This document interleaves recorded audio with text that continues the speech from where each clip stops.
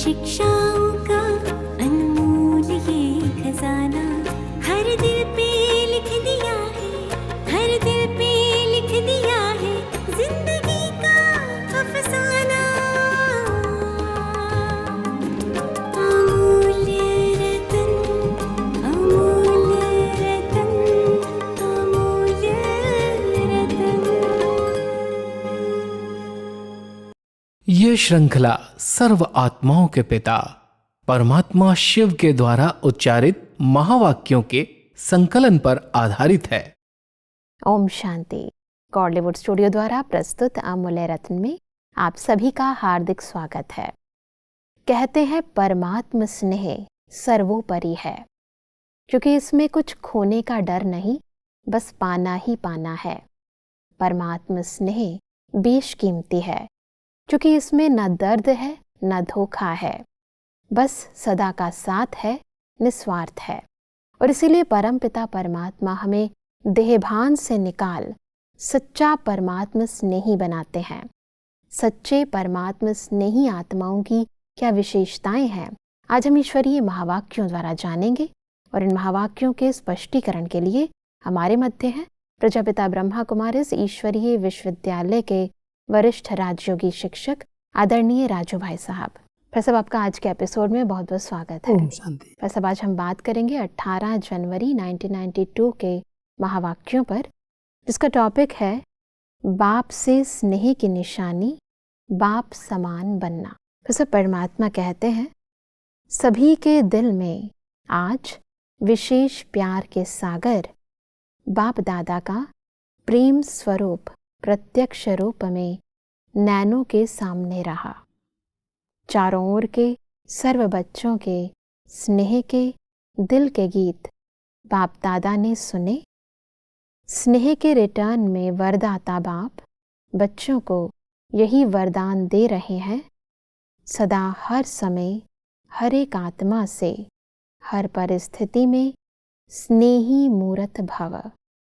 कभी भी अपना स्नेही मूरत, स्नेह की सीरत, स्नेही व्यवहार, स्नेह के संपर्क संबंध को छोड़ना मत, भूलना मत।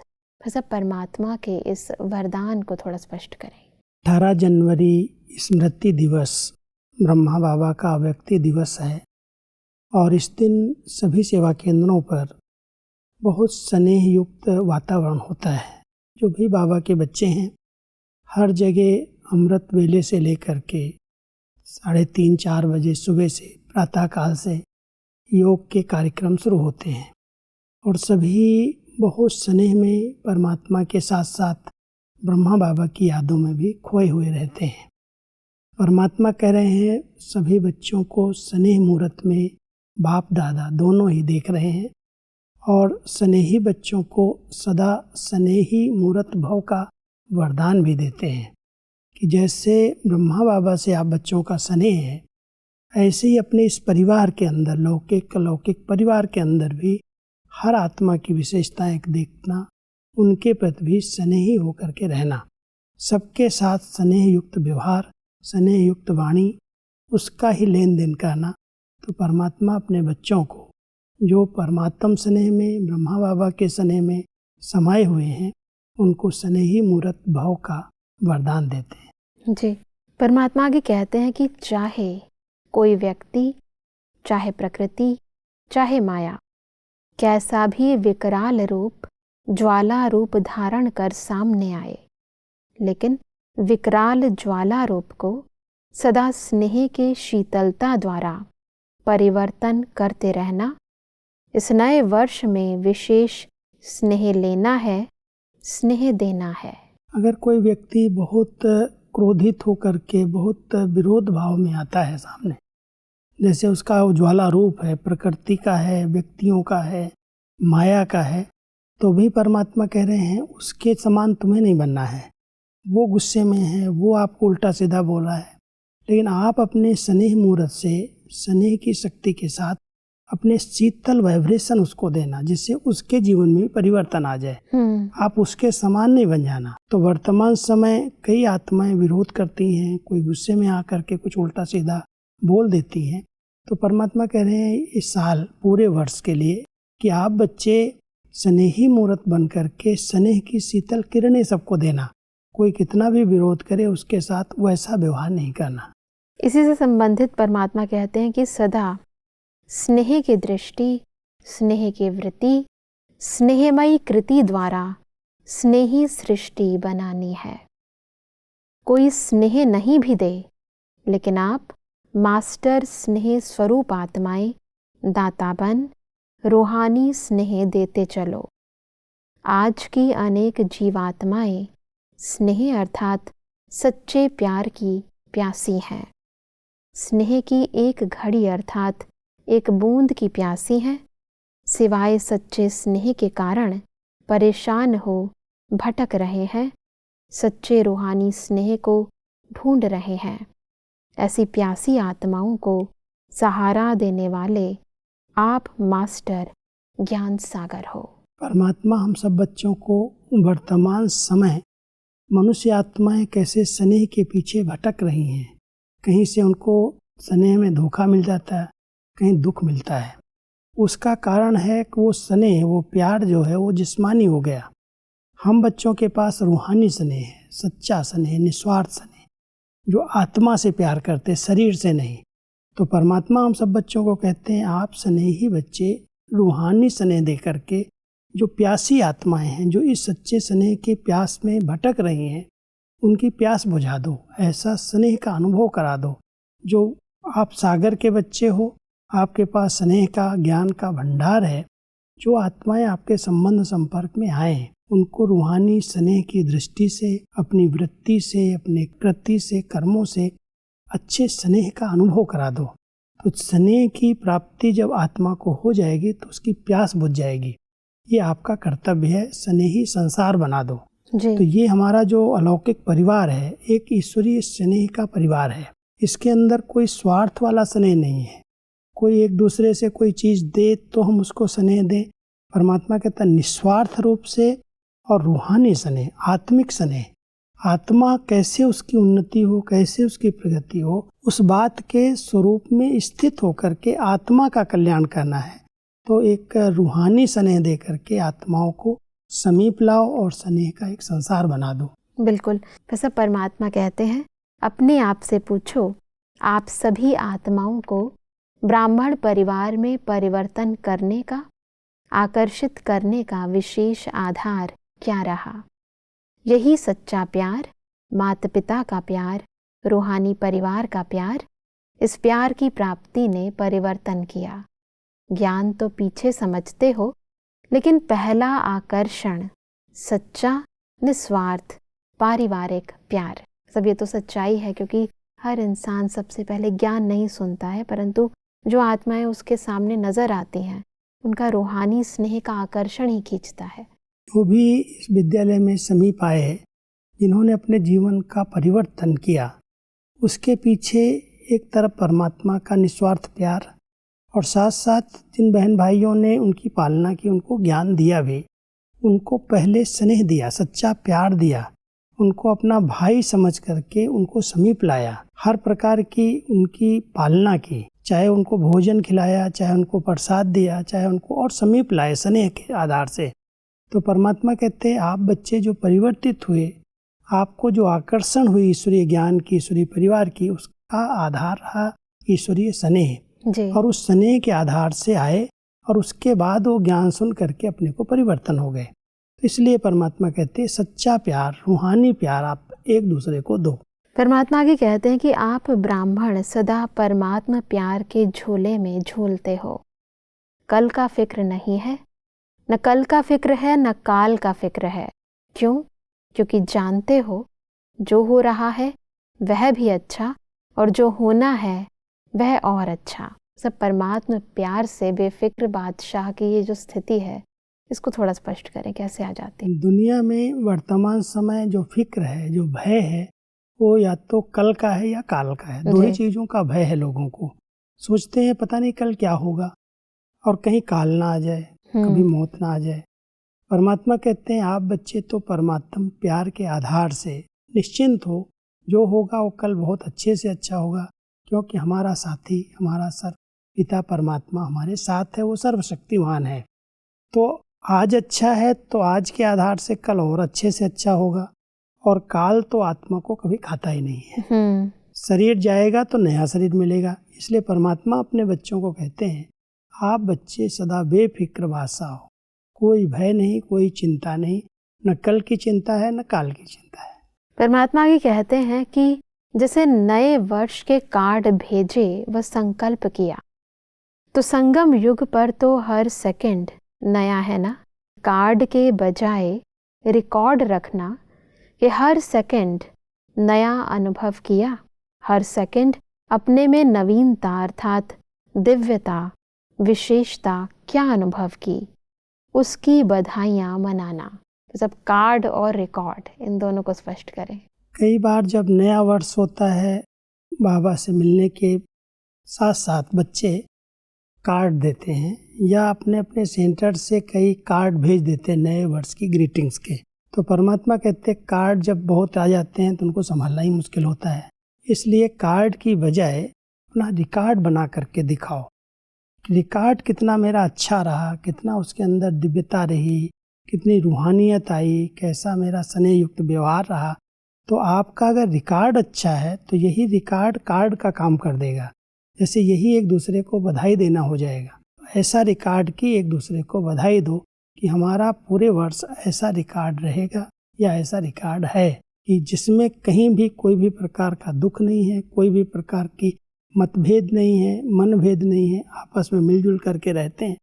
तो बाबा अपने बच्चों का वो रिकॉर्ड देखना चाहते हैं जिसके आधार से एक दूसरे को हम बधाई दे सकें। बिल्कुल। वैसे परमात्मा कहते हैं, ब्रह्मा बाप के भंडारे से खाते हो, इसलिए सदा ब्रह्मा भोजन खाते हो। कोई प्रवृत्ति वाले अपने कमाई से नहीं खाते हैं, सेंटर वाले सेंटर के भंडारी से नहीं खाते हैं, लेकिन ब्रह्मा बाप के भंडारे से, शिव बाबा की भंडारी से खाते हैं। न मेरी प्रवृत्ति है न मेरा सेंटर है। प्रवृत्ति में हो तो भी ट्रस्टी हो, बाप की श्रीमत प्रमाण निमित्त बने हुए हो, और सेंटर पर हो तो भी बाप के सेंटर हैं न कि मेरे। यही एक भावना जब हर एक बच्चे के अंदर आ जाती है कि ये जो भी सेवा स्थान है, चाहे प्रवृत्ति का स्थान है, चाहे सेंटर्स हैं, ये सब बाबा के हैं।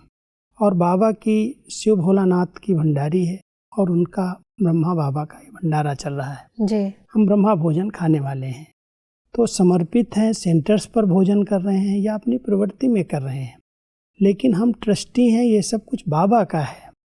हमेशा एक नियम है, जैसे सेवा केंद्रों पर जब भोजन बनता है तो पहले बाबा को स्वीकार कराते, भोग लगाते हैं, और उस भोग को फिर पूरे भोजन में मिला के सबको खिलाते हैं कि ये ब्रह्मा भोजन है, भगवान को भोग लगाया गया है और भगवान के भंडारे से हम सबकी पालना हो रही है। बिल्कुल। ऐसे ही प्रवृत्ति वालों को भी यही नियम बताया गया कि आप सबने तो मेरे को तेरा कर दिया, सब बाबा को अर्पित कर दिया, अब बाबा के भंडारे से आपकी पालना हो रही है। आप ट्रस्टी हैं, जो बाबा खिला रहा है, जैसे रख रहा है वैसे रहें, और बाबा का समझ करके अगर स्वीकार करेंगे तो जैसे बाबा आपकी पालना कर रहे हैं जी। इसलिए ट्रस्टीपन की भावना अगर प्रवृत्ति में आ जाती है, प्रवृत्ति में रहते हुए भी कोई बोझ नहीं लगता, खिलाने वाला खिला रहा है, उसकी पालना में हम सब पड़ रहे हैं। परमात्मा इसीलिए कहते हैं कि इसलिए सदा शिव बाप की भंडारी है, ब्रह्मा बाप का भंडारा है। इस स्मृति से भंडारी भी भरपूर रहेगी तो भंडारा भी भरपूर रहेगा। मेरापन लाया तो भंडारा व भंडारी में बरकत नहीं होगी। किसी भी कार्य में अगर कोई प्रकार की खोट अथवा कमी होती है तो इसका कारण बाप के बजाय मेरेपन की खोट है, इसलिए खोट होती है।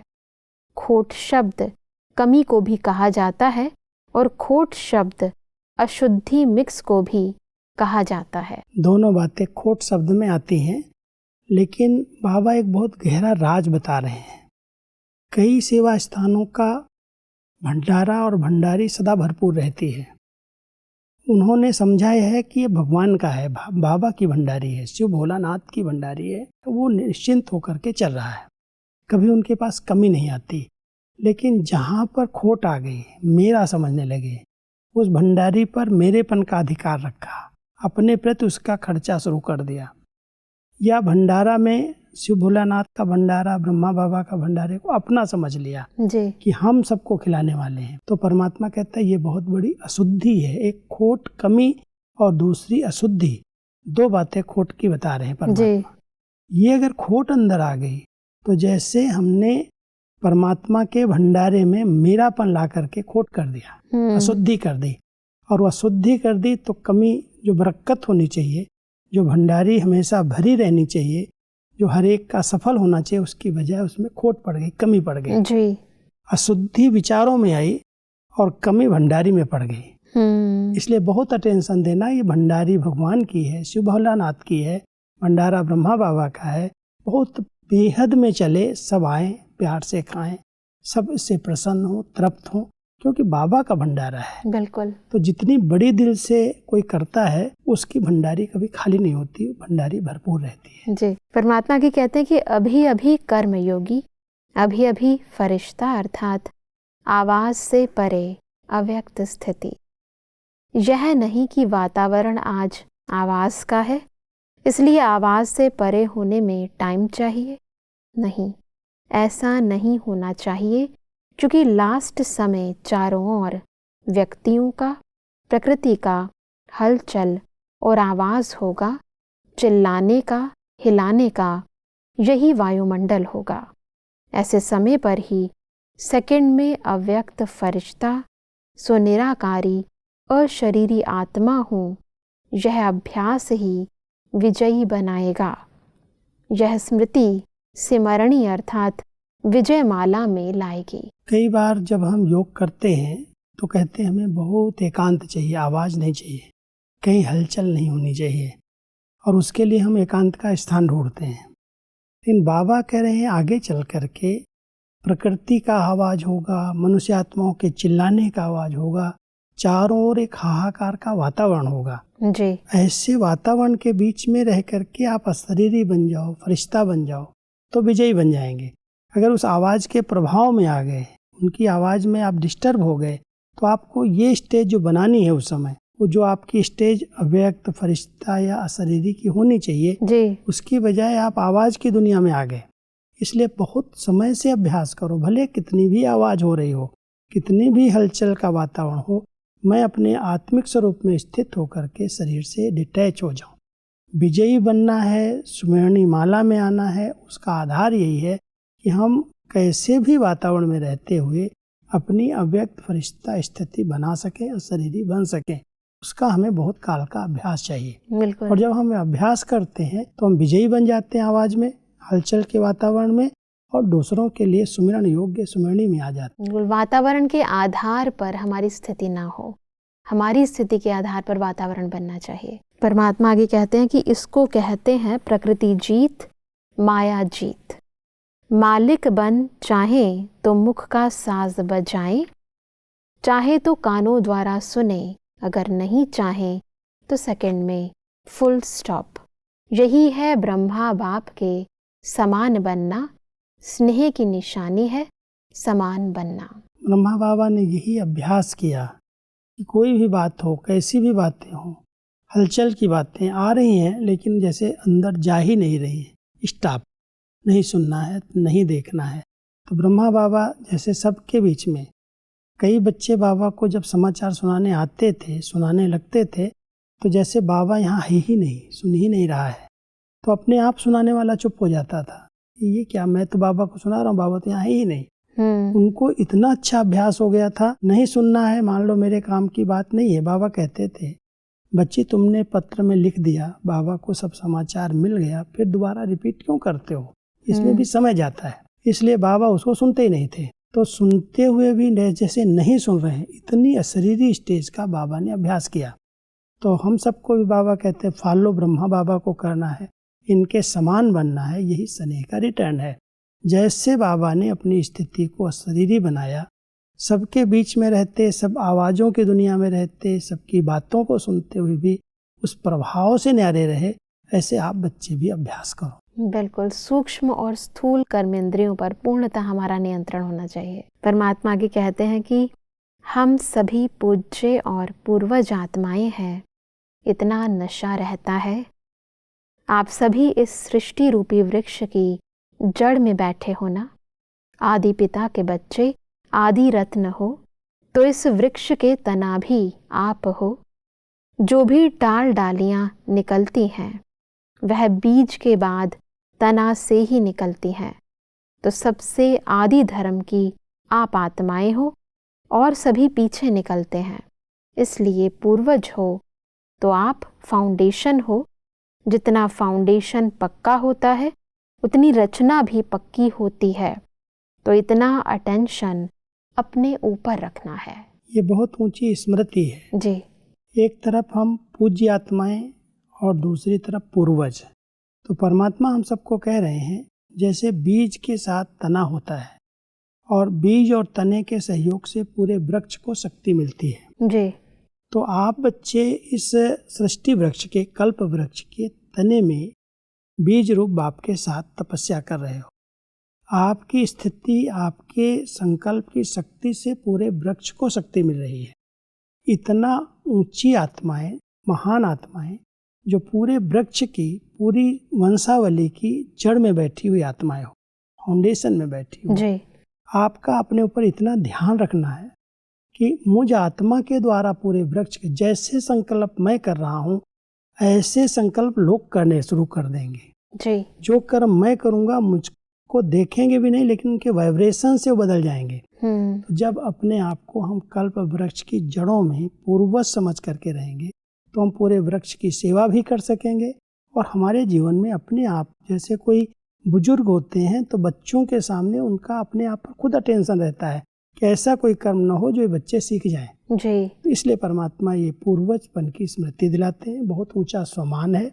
एक तरफ हम पूर्वज हैं, दूसरी तरफ अनेक भक्त आत्माओं के इष्ट हैं, पूज्य हैं। जी। तो इस स्मृति से हम अपने ऊपर भी अटेंशन रख सकते हैं और पूरे वृक्ष की सेवा भी कर सकते हैं। बस अब आगे परमात्मा हॉस्पिटल के स्टाफ से बात करते हुए कह रहे हैं कि सब मुस्कुराते रहेंगे, हंसते रहेंगे तो आधी दवाई हो जाएगी।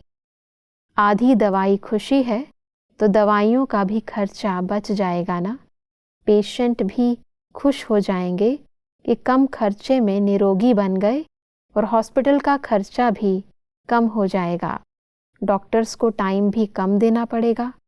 जैसे साकार में देखा, ब्रह्मा बाप के आगे आते थे तो क्या अनुभव सुनाते थे। बहुत बातें लेकर आते थे, लेकिन बाप के आगे आने से उन बातों का हल अंदर ही अंदर हो जाता था। यह अनुभव सुने हैं ना। ऐसे आप डॉक्टर्स के सामने कोई भी आए तो आते ही आधी बीमारी वहीं ठीक हो जाए। बहुत अच्छा इलाज करने का तरीका है जी। कैसे हम बचत करें।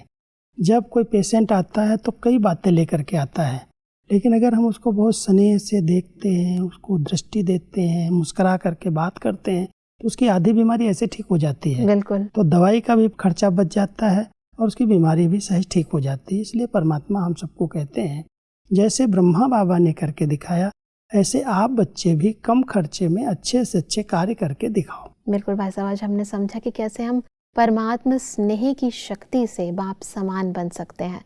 तो सब स्पष्टीकरण के लिए आपका बहुत बहुत धन्यवाद। ओम शांति। दर्शकों, आज के महावाक्यों में परमात्मा ने कहा कि हमें हर समय, हर आत्मा से, हर एक परिस्थिति में स्नेही होकर रहना है। माया का चाहे कितना भी विकराल रूप आए, परंतु हमें स्नेह की शीतलता से उसे भी परिवर्तित करना है। परमात्मा ने कहा कि हमें ट्रस्टी बनकर श्रीमत प्रमाण प्रवृत्ति को व सेवा स्थान को संभालना है। मैं और मेरेपन की खोट ना आए, इसकी संभाल रखनी है। परमात्मा ने कहा कि विजय माला में आने के लिए हमें अभी अभी कर्मयोगी, अभी अभी फरिश्ता, सो निराकारी स्थिति के अभ्यास को बढ़ाना है। दर्शकों, आज के महावाक्यों से संबंधित यदि आपके मन में कोई भी प्रश्न है तो आप हमें ईमेल कर सकते हैं। हमारा ईमेल आईडी है amulyaratna@kollywoodstudio.org। अगले एपिसोड में एक और अव्यक्त वाणी के साथ आप सभी के समक्ष हम फिर हाजिर होंगे। तब तक के लिए लेते हैं इजाजत। ओम शांति। मुख्य सार। ब्राह्मण परिवार में आकर्षित करने का आधार, सच्चा निस्वार्थ प्यार, माता पिता और रूहानी परिवार का प्यार। भंडारा भरपूर कब होगा, मेरापन लाया तो भंडारी में बरकत नहीं होगी। शिव बाबा की भंडारी है, ब्रह्मा बाप का भंडारा है, यही स्मृति रहे। स्नेह के रिटर्न में वरदाता बाप का वरदान, सदा हर समय हर एक आत्मा से हर परिस्थिति में स्नेही मूरत भव। कभी भी अपना स्नेही मूरत, सीरत, व्यवहार और संपर्क संबंध को छोड़ना मत। तपस्या में आगे बढ़ते जाने से आपके वाइब्रेशंस तीव्र गति से काम करेंगे। अधिक जानकारी के लिए संपर्क करें Amulya Ratan Godlywood studio, Manmohini Van, Shantivan post, Abu road 307510, district Sirohi, Rajasthan. Email ID है amulyaratn@godlywoodstudio.org। इस श्रृंखला को प्रजापिता ब्रह्मा कुमारीज ईश्वरीय विश्वविद्यालय के सेवा केंद्रों पर क्लास में नियमित रूप से चलाने के लिए गॉडलीवुड स्टूडियो से संपर्क करें।